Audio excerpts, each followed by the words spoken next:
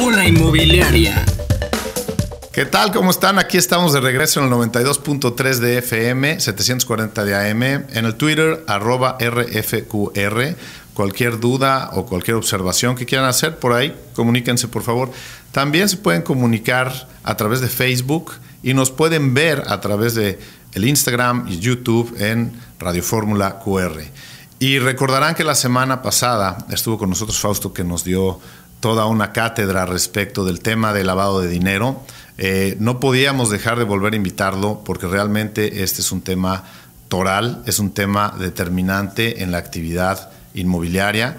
Así que te agradezco mucho que nos estés acompañando otra vez. Por nada, James. Un gusto estar de nuevo con ustedes. Y pues la vez pasada, si para aquellos que no estuvieron escuchando el programa o que no nos pudieron ver, que bueno, siempre nos podrán ver ahí en el Facebook, pero Fausto nos estaba dando un contexto general de cómo se está manejando y que ha habido unas propuestas de modificación a esta ley. ¿Por qué no arrancamos de ahí para que ponerlos en contexto a todos otra vez? Correcto, James. Te platicaba que en febrero, más o menos, se pasó una iniciativa de ley para reformar a la LFPORPI, como le conocen. La ley antilavado hubiera sido más sencillo, pero claro, le dejaron el nombre largo, ¿no? Y en esta propuesta se están contemplando una serie de obligaciones extras. Si tú consultas el día de hoy la ley, en el artículo 17 encuentras todas las fracciones en donde se designan las actividades vulnerables, entre ellas lo inmobiliario, el arrendamiento y la intermediación inmobiliaria. Están esas tres ahí. Y también en el 18 encontrarás las obligaciones. Las obligaciones principales son la identificación y el conocimiento del cliente, porque no es solo la identificación. Tengo que saber de dónde vienen los recursos con los que está operando y a qué va a dedicar los recursos o el bien. Esta se les conoce como conoce a tu cliente, ¿no? KYC, correcto. El KYC, Know Your Client, lo van a escuchar mucho. Pásame el KYC. Exacto. Know Your Client nada más es la traducción en español es conoce a tu cliente. ¿Y qué debe de tener este formato? Aquí lo que debe tener es primero la identificación, que debe ser con una identificación oficial. Para efectos de ley, cualquier identificación expedida por cualquier autoridad gubernamental que tenga fotografía y que esté vigente es una identificación oficial. Debes tener comprobante de domicilio también en el conocimiento, esto es muy importante. Y en el formato origen y destino, este formato cada uno lo debe de hacer dependiendo de sus necesidades. Pero también hay algo muy importante que veo que pocos tienen y que es un tema súper delicado, que es si hay dueño beneficiario. Claro. En donde tú le preguntas a la persona que te diga si él está actuando a nombre de otra persona o si los recursos vienen de otra persona. No precisamente es malo. Puede ser que mi abuelita me donó una cantidad X de dinero, ¿no? Y yo con eso quise comprar un inmueble. Entonces, como origen, pues es una donación. Si ponen herencia en vida, pues puede ser que nos dé una apoplejía a algún licenciado en Derecho, pero es una donación, ¿no? Ese sería el origen. Ajá. Eso es muy importante que lo tengas en tus formatos. Y también algo que es importante es que muchas veces cuando vemos estas obligaciones, los obligados creemos que si cumplimos al 100% estamos sacando 10 y la verdad es que estamos sacando 6. Otra obligación que está por ahí un poco velada es la del manual antilavado, el manual de prevención. Y este manual o manual de cumplimiento también le llama la ley. Nadie casi lo tiene y quienes lo tienen normalmente lo tienen de formato. Ahí es donde deberías de contemplar todos tus procesos y tus procedimientos de cumplimiento y que se lleven a cabo después, ¿no? Es correcto, es como hacer un pequeño proceso de conocimiento de tu cliente de origen a fin. Fíjate que en esta actividad, y bueno, pues muchos de los inmobiliarios me van a entender lo que les digo, a veces funcionamos como segunda parte dentro de la venta, o ya sea que unos están del lado del comprador y otros están del lado del vendedor.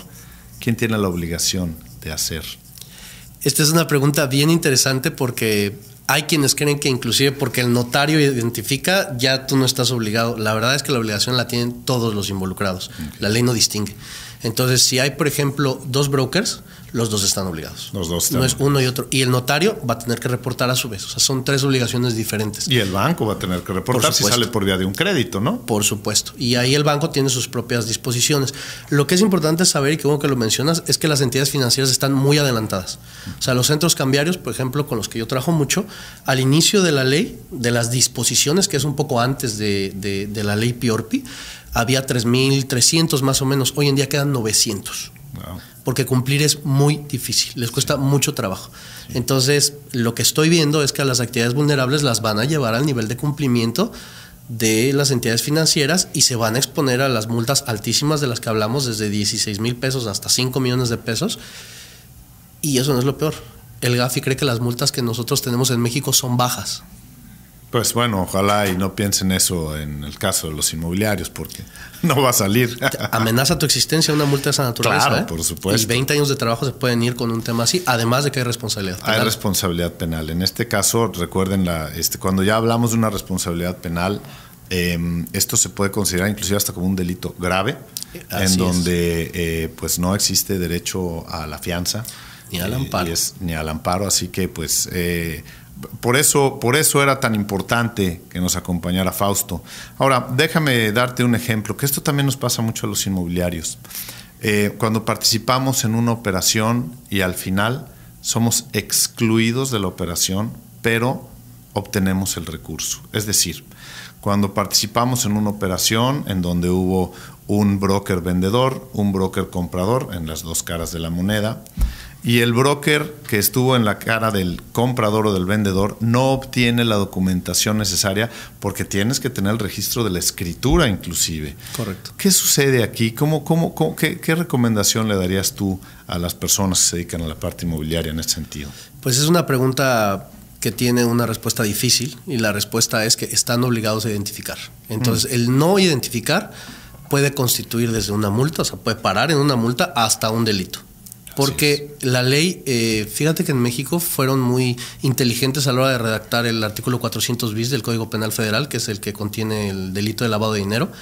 Y en este delito, no tiene caso que te lo lea, pero es básicamente cualquier verbo que se te ocurra que tenga que ver con lavado de dinero, es delito. Entonces es tener, depositar, omitir, cambiar, dejar, transferir, guardar, cualquier cosa. Entonces, lo que sucede es que en ese momento no te vuelves un accesorio del crimen, como dicen en Estados Unidos, te vuelves un delincuente. Claro. Y te van a juzgar igual que si tú lo hubieras lavado. Claro. Entonces, la identificación es muy importante. Ha habido casos con otros compañeros y otros conocidos en este mundo inmobiliario que han tenido operaciones francamente hasta sospechosas. Y para eso pues está el reporte de 24 horas, que es el reporte de operaciones sospechosas. Le dicen ROS en todo el mundo, aquí se llama reporte de operaciones inusuales, y es un reporte de 24 horas. Entonces tú estarías obligado a, si hubo una situación extraña, notificar inmediatamente a la UIF. Por eso se llama de 24 horas. Solamente con ese reporte tú estarías curado en salud, porque tú estás cumpliendo. Cabe también aclarar que después de explicar todo esto nos sentimos ministerio público o juez. No lo somos. Nuestra labor es solamente juntar papeles e información. Pero cuando materialmente no la podemos tener, o supongamos que el cliente te dice no te lo voy a dar, o sea, no voy a dejar que me identifiques. No hay ningún problema. Si se hizo la transacción, pues tengo que hacer mi reporte de 24 horas. Pues miren, y esto también reviste mucho en la importancia de que si van a tener una operación de una naturaleza en donde realmente vean que no está cooperando alguna de las partes, ya sea comprador o vendedor, pues muy probablemente tendrían que alejarse de la operación. Se los recomiendo ampliamente. O si en algún momento hubo una omisión por una falla o porque el comprador o el vendedor viajó y no le dio tiempo, pues ahí está el registro público de la propiedad. Por si falta una escritura, pueden ir al registro, es público, es de la propiedad. Pueden revisar dentro de las computadoras y de los registros por únicamente poniendo el nombre. Ahí les va a aparecer y ahí van a aparecer todos los movimientos que tenga esta persona dentro del registro. Correcto. Así que esa es yo creo que sería una buena recomendación. Nos quedan 2 minutos. ¿Cuál sería tu mejor recomendación para los profesionales inmobiliarios en este tema? Pues mira, lo primero sería que se den cuenta que están entrando a un mundo, los están trayendo a un mundo en donde no hay opción. Van a ser altamente obligados, van a ser altamente supervisados y van a ser altamente sancionados si no cumplen. No hay opción. Eso nos pasó con los centros cambiarios y pues la gente se resistía, pero no hay opción, o sea, es la ley. Y por otro lado, la ignorancia de la ley no nos excusa del cumplimiento. Entonces es importante que se alleguen a alguien que sepa de estos temas y que los asesore muy bien. El contador es el primer contacto, pero tienen que darse cuenta si el contador realmente conoce o no el tema, porque no es su obligación hacerlo. No está dentro de lo que le pagamos al contador. Y me consta, además no es fácil hacer estos reportes. No. Se ha ido mejorando un poquito el sistema. Anteriormente era mucho más lento. Correcto. Hoy ya es bastante más sencillo hacerlo, pero ese bastante más sencillo, pues te puedes tardar hasta unas 4... Muchísimos campos, sí, muchísima son información. Muchos campos. Oye, es correcto. Fausto, igual, y no te lo voy a pedir en esta ocasión que venga la próxima semana, pero yo te prometo que vamos a tener que seguir platicando de esto. Con todo gusto. Por el día de hoy se nos acabó el tiempo. Una inmobiliaria